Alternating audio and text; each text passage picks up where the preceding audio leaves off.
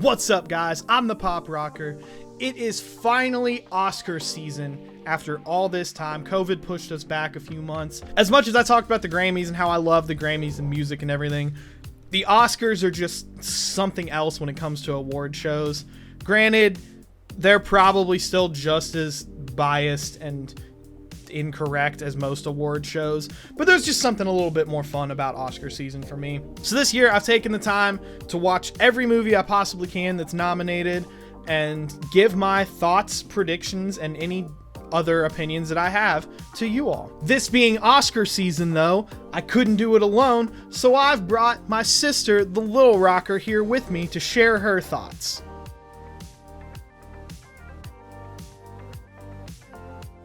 I'm here with the Lil Rocker talking about the Oscars. We have watched every movie. Well, ever. I've watched every nominated movie for almost every category. Mm-hmm.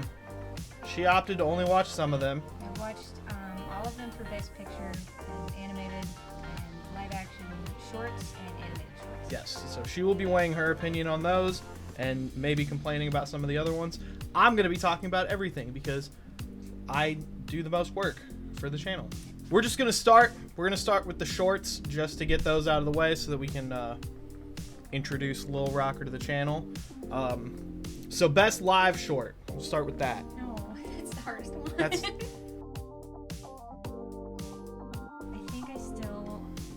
the one that hit me the hardest was the one with Artie. The people don't know what that is. Hang on. It's Feeling Through. Feeling Through. Feeling Through, yes. Two Distant Strangers was cool. That's a cool idea. It was decent, yeah. All right, so which one do you think should win? The one that should win? Mm-hmm. You can just cut out the extras. This is the one that I thought about the least. I want it to be Feeling Through. Okay, so that's your answer? That's what I want. All right. Not what I think will win. Well, that's the second question. Oh. I agree. Feeling Through should win. It's heartwarming. It's great.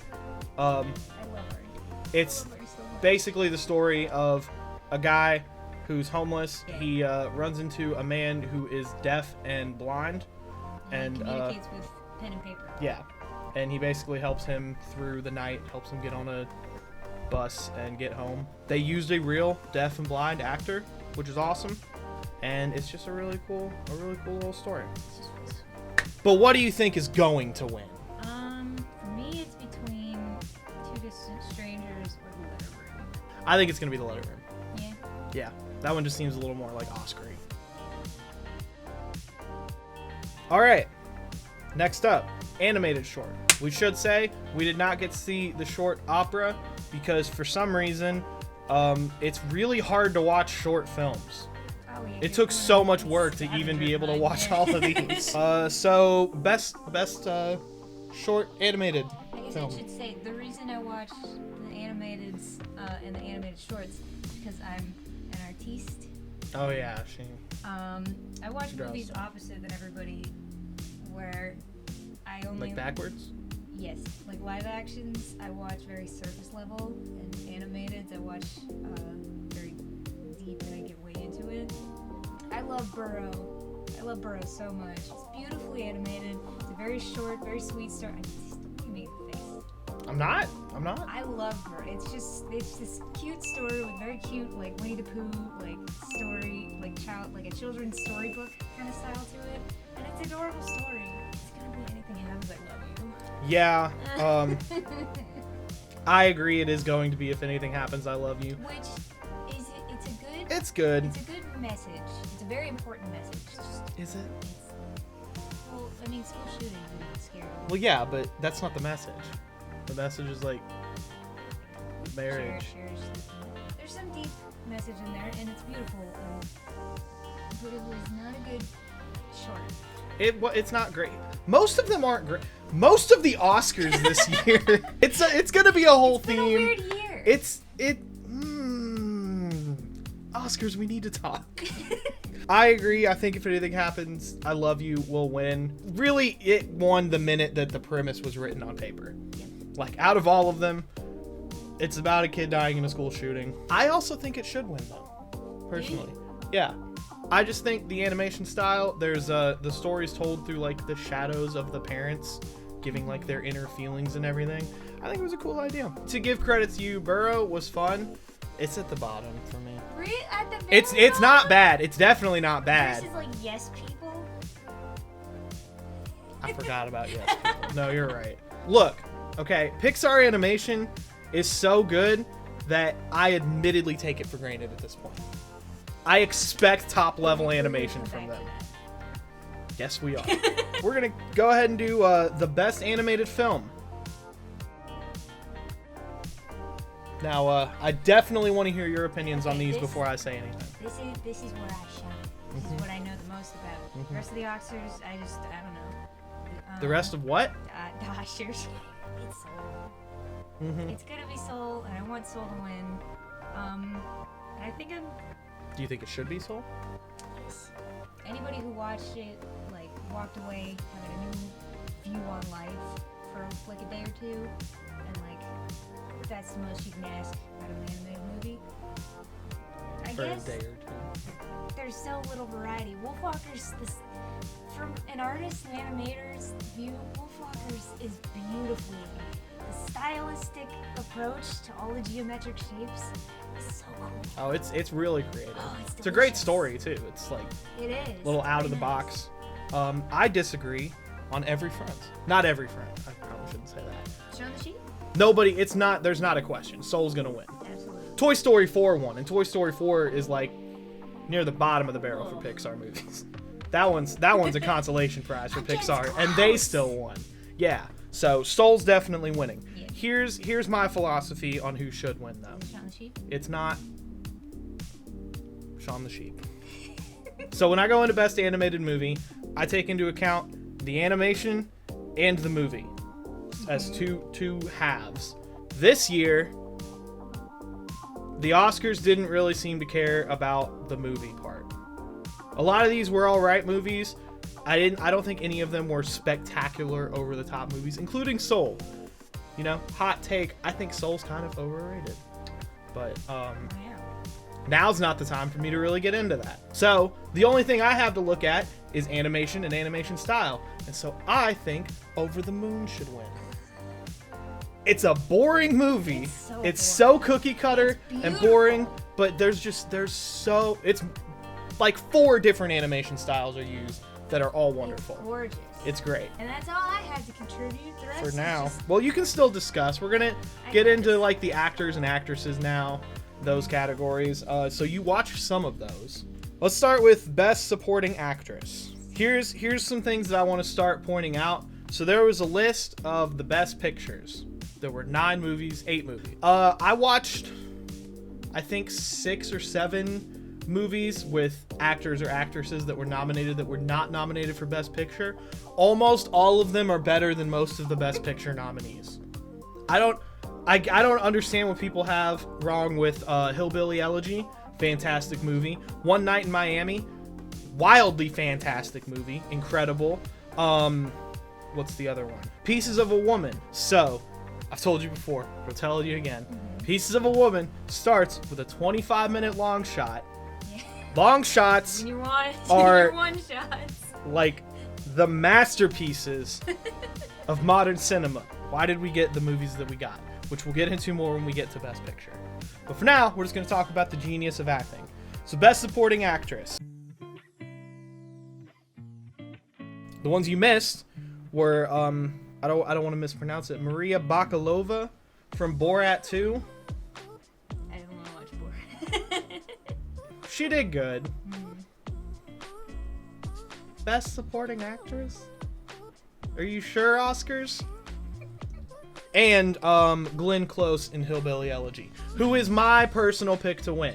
But I don't think she's going to win. I don't think so. I think Olivia Colman is kind of an industry darling. Don't want to get down on her at all. It was a great performance. I know that Hollywood loves her and her acting, so I think it's going to her. Okay, so Best Supporting Actors next. I don't need to. Okay, so Best Supporting Actors next. So for me personally, Leslie Odom Jr.'s got this one. I kind of wish that so much more of One Night in Miami got nominated. But anyway, Leslie Odom Jr., who's becoming very slightly typecast as the antagonist to the hero who isn't quite a bad guy. He just differs in his thinking. Like Hamilton. I think he should win. As usual, I don't think he's going to. I think almost every category the person I think should win is not the one I think will win. So, yeah. It's award shows. I'm torn on this one, though. I think it's going to be a tie for me between Sacha Baron Cohen and Daniel Kaluuya. I don't know which one, but I think it might be Sacha Baron Cohen. I think part of the reason that I kind of think he'll get it is because he's not typically like an Oscar-nominated actor. I don't even want to say more often than not, but a lot of the times when there's like a one-off person like this, the Jared Leto's, people like that, they like to give it to him just to kind of award what they have done, since it's not like a normal thing to do. Rolling right along, this is actually going a lot faster than I thought. It's going to end up being kind of a short video. I gotta find some things to complain about. I was actually gonna. I haven't watched. Well, the stuff we didn't see any documentary stuff. The Octopus Teacher sounds fun. Yeah, I guarantee it's nothing like it sounds. It's just octopuses, obviously. probably. No, I think it's not octopus. I think it has nothing to do with octopuses. Oh. I think it's just like a teacher who like does a lot of things. Oh. Yeah. Are you sure? I thought No, I'm not sure at all. That's just what I think. Best Actress. It's so unprofessional for me to just be staring at my phone for half my video. I am very, very torn between Vanessa Kirby and Andra Day. Vanessa Kirby was my runaway winner when I saw Pieces of a Woman. She was my winner when I saw That Long Shot. The fact that someone who has never given birth before can give such a convincing performance, which is, coming from a man, I don't know. But to me, it was a very convincing performance. She did great. And then followed it up with, what would it be? Like 75 minutes or something of just continued fantastic performance. But then 10 minutes ago, I saw United States versus Billie Holiday. And she gives an equally amazing performance. Neither of them are going to win, though. Neither of them are going to get it. Frances McDormand's getting it for Nomadland. For sure. I don't understand Nomadland. Everyone has a whole thing about Nomadland. I don't get it. Actually, we can't save it all for the end. Let's Nomadland. What? I get the appeal of like going off the grid, living in a van, and like there's a community there, and that's cool. Everybody's had a van phase where they're like, what if I lived in a van? But why is it nominated? It feels like It's just a documentary. it feels like a documentary that didn't have enough like to say as a documentary, so it got like muddled into movie territory, but like it also doesn't have enough movie, so it's like in documentary it's like It's cool that they got a bunch of like actual van people. That would in itself probably make an Oscar-worthy nominated thing. Why is it so hyped up? it's just like all right. It's not bad. Nothing happens. Like the acting performances happen. Do you want to talk about Promising Woman? No, I don't. Best Actor. Did you see all of these? Yes, yeah, you saw all of them, so you can give opinions again. Go for it. Chadwick Boseman? Absolutely. You think he should get it? I do. Yeah? Not just because, yes, because he's a legend. Mm-hmm. Oh my god. But like the end scene where like that whole monologue he gives is like so... It's great. Spooky, Yeah. for lack of a better Mm-hmm. term. But it's so cool. Yeah, it's awesome. It's kind of unsettling. It's great. I disagree. If you ask me, and it's nothing against Chadwick Boseman, he gave one of, if not his greatest performance. But Anthony Hopkins in The Father, for me, kind of did a little bit better. The Father, that movie. Ooh, I'm gonna talk about that one more later. I would but love to see that as a play. and a lot of movies based off of plays this year. Yeah, that's true. Anyway, The Father is the story of a man, Anthony Hopkins, who is falling deep into his dementia, probably, but it's kind of told from his perspective. It's a great film. He does a fantastic job. Also gives maybe one of his best performances. I don't think he's gonna win. I'm pretty sure Chadwick Boseman's gonna get this one, and I'm not at all upset about that. I'm stuck on this one, but Riz Ahmed and Sound of Metal. I think the same thing with Anthony Hopkins, just to be in that kind of role. You could tell it. I remember it was the beginning we were watching it, and he went into the doctor's office, and they had like the audio do the because it's about a guy going deaf, and like the fear of denial that he portrayed, it made me scared. I was checking my hearing for a week after that movie. Yeah. Best Director. I don't know how to. This one, yeah. I don't know. Like, I might lose some credibility as like a film critic or whatever, a film YouTuber. I don't really know how to judge directors. I don't either. Like, I understand like everything that goes into directing, but there's so much that it almost feels like an apples and oranges comparison. Unless there's someone like a Quentin Tarantino or a Wes Anderson, where like their style is so specific, it's kind of hard to judge. When I look at directing, when I look at all the movies, who I think is best director, hands down, best director of the year goes to the director of The Father. It's so cool. It's a fantastic movie. It's so well done.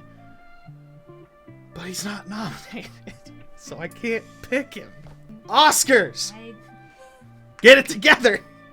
I guess out of these, I would pick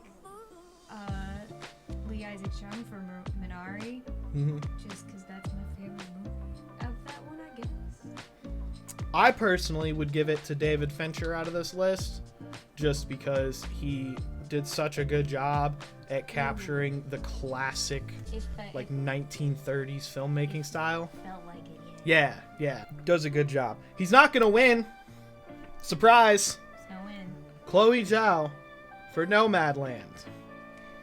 Because everybody loves this movie. That's probably one of the better aspects is the directing. It's a good movie and a good documentary that got cut in half and mashed together into this Frankenstein of an Oscar winner. Now, before we get into Best Picture, we're gonna go listen to all the songs right now. We'll be right back with our reviews. And we're back. Best song, what do you think? Not a lot of energy in the music this year. We're we lost our edge. Shake it off. Shake it off. We're back. So, what you think? Which one was best? What should win? What's gonna win? I like Hear My Voice. Yeah. The one of the Chicago 7. Yeah. I didn't. No. I think that was the bottom for me. I liked the Speak Now was the last one we listened to. That one was pretty good. I think that's the one that's going to win. I think so. I feel like it's going to. I liked what was is that the Her song? Yes. Fight for You. That's the one that I think was the best. That was, I guess, the most energetic. Any of them can win. They'd all be fine. It'd pretty much be the same song winning, regardless. So Best Picture. Since this is really what the Oscars are all about at the end of the day, we're, instead of just giving our quick little tidbits, we're going to go picture by picture. We've kind of already done that with some. We'll start off with Nomadland, since we already covered that the most, and since it's, like, sweeping the world right now. I don't really know if there's much else to say about it. It's a good movie. If I had to pick 10 movies this year, there's not a chance it would have made my list. I can understand just barely scraping along to get like a nomination. Like, sure. It's just a lady in a car. I don't get it. But half the time she's not even in the car. She's just sitting in a lawn chair outside of the car. Smoking. Next, I guess we'll talk about The Father, since I kind of mentioned that one too. It's like very, very confusing. It plays with your mind. It's supposed to. All the scenes are like all jumbled up. There's things like characters have different names. Different actors play different characters at certain times. It's very hard on the mind because it seems it's being told through the perspective of someone with dementia. It's trying to show you how it feels, and it sucks.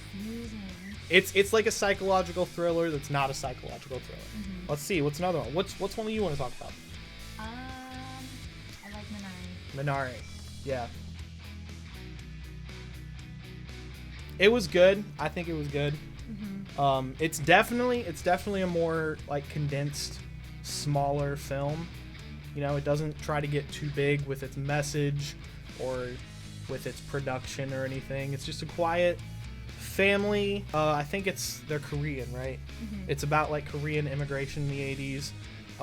They move to a farm. They are trying to start a farm and live the American dream, like you said. And everyone in the family isn't happy with it, and it doesn't go great. They run into some troubles. It's just a very simple film that really like gets at the heart of what American life means to immigrants, I would say. It's fantastic. I don't think it's at the top of any list, really, but it's like honorable mention across the board. Let's talk about Mank. Mank. So the whole thing was confusing. I still am not sure what happened. I've also not... What was it based on? That's him. I haven't even seen. It was confusing. Not to lose more credit as a film YouTuber. Haven't seen Citizen Kane. It was, like we said before, the production, the whole idea of like making a movie, like giving it the feel of the 1930s. It's really cool how they did that. Yeah. It didn't feel like a 1930s film. It felt like it was trying to be like a 1930 film in a good way. Yeah. Like it felt like a lot of it was paying homage to it. I liked they talked like really fast and really like they would in the talkies back in the day. I'd say like the reason it's not like a little higher up in our opinions, I don't know about you, but I assume Probably it's not, the same. is it's telling the story of him writing this movie in a few months, his relationship with Orson Welles, but then it shoves a lot of other story into it. It goes back and forth between two decades. Yeah, it's almost like trying to tell his life story through the lens of telling his story in 2 months. It was trying to, in some ways, like reflect Citizen Kane and like show like the connection that movie has to the person writing it and how it comes from his life and his experiences. I don't know. In some of it didn't seem like all of it was necessary, I guess. It felt like they tried to make a bigger movie out of a smaller story. What's next? Sound of Metal. Sound of Metal. Oh, I love this movie. This was the first one we watched. And when I watched it, I had the impression, like there's a few movies every year that are nominated and you know like the nomination is their bar. It's like that's the win for them. But that's what I expected this to be. And it was a long time before it fell out of my number one position. Yeah? Yeah. Sound of Metal, for a while watching these movies in the order we did, was up there. It's just, it's different. The way they portrayed it really connected. A guy going deaf. It's the story of a heavy metal drummer and his girlfriend, wife, one of them. They're in a heavy metal band together, a duo. He starts going like extremely deaf, and it's just about him like dealing with that. He's a recovering addict. That plays into it a lot. Yeah, they portray just everything going on with him, his deafness and all of that in a really cool way. The sound design. I want that to win. Yeah. Side note, sound design, 1,000,000% going to this movie. I'll be so mad if it doesn't go to this movie. And you feel the fear of it. It's not like it's just like when it shows him, there's no sound, and when it shows the other person, there's sound. You can hear like it feels like in the back of your head, like it's very muffled voices, and you get as scared as he does because you're like, I can't understand. You can understand the process and the journey he goes through. I would say most underrated movie of the list. Let's go Judas and the Black Messiah. I'll hold it off for a little bit longer. You know what I'm talking about. Yeah. Judas and the Black Messiah. I'll say going into it, this was the one that I was most interested in. Mm-hmm. I missed the movie the first time around on its release because I was saving it for Oscars week. A little bit of a letdown for me because I put it so high. I was far and away going in expecting this to be my favorite movie. It suffers from the thing in like real life portrayal movies when you're telling a real story where you have to tell all the facts, and sometimes telling all the facts doesn't translate into a good movie. So like plot points, like they don't really work as well because you have to say how things really happened and it doesn't like reflect themes and character arcs as well. A lot of biographies suffer from that a lot. I'd say the same thing. I think that's a fair criticism to say. It's a little biography. I love the acting in it. Good, fantastic movie. I would definitely recommend it. All right, Trial of Chicago 7. That one was fun. That one was really fun. Jury movies are fun. Jury anything is fun. Art is fun when you make it entertaining. Court movies are fun. Aaron Sorkin movies are fun. I hate that I have to play up Aaron Sorkin so much. Sorry, Dad, because he's like a hero to our father. Yeah. But he's right about Aaron Sorkin. It's not even just like Aaron Sorkin's known for like his dialogue scenes and everything, but his editing style, his or whoever works with him, like a lot of that really goes into it as well. It's just like a really well-rounded story and doesn't, in my opinion, suffer from the real-life storytelling that the other things I just said did, because that was a real trial, all that stuff really happened. Yeah. But they just frame it into a movie so well, and I'm sure that there were some liberties taken with that one more than with the other ones, and sometimes that's what you got to do. And that's all the nominees. Okay. What's 7? Yeah. Promising Young Woman. Promising Young Woman was nominated for an Oscar. I want to say up front, before I say anything about this movie, the themes, the ideas being told, it's the story of a woman who, do you remember? I guess is like a vigilante, kind of, against like Sorta? predatory, rapey men. It's something that should be talked about. It's definitely not something that I want to take lightly at all. But they didn't do the best job with it. She's not a good person. So it kind of has like a girl boss feel to it, where it's like, I don't care if I'm a good person. Screw men. But here's the thing. It's not like she's being like a bad person just to these people, because they deserve it. She's being a bad person to anybody who gets in her way. The way it's portrayed is like so weird. She's against the entire world. And I understand, like I said, like it's a very serious situation, and in almost every way she's right.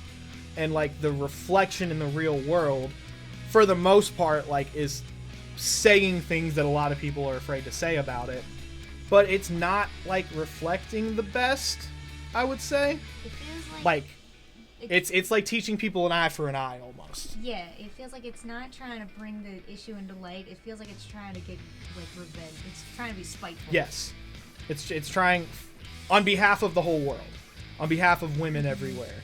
As a man, I'm not the first person you should be saying something about it, but I just feel like there's different ways to go about that. I don't really think it was a very good movie, let alone one of the best. I'm going to put our full list, our rankings 1 through 8 on a card. It's not going to be right there. It's not going to fit.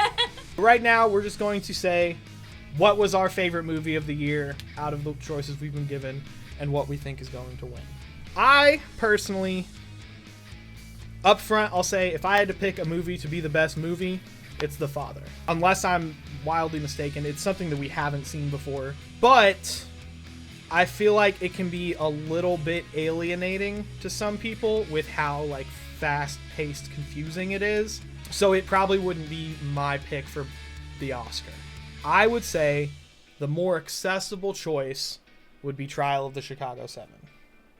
It's well written, well directed, well acted, great story, great themes, everything about it, personally, I think is fantastic, and it should be movie of the year. I think I got 3 things. There's the one that will win, the one that should win, and then my favorite. All right. So I separated 2. I think my favorite was Trial of Chicago 7. Yeah. I liked how fun it was. One that I think should win is I think Sound of Metal. Yeah? Yeah. I'm not upset with that. You want to count down to say which one will win at the same time? 1, 2, 3. Nomadland!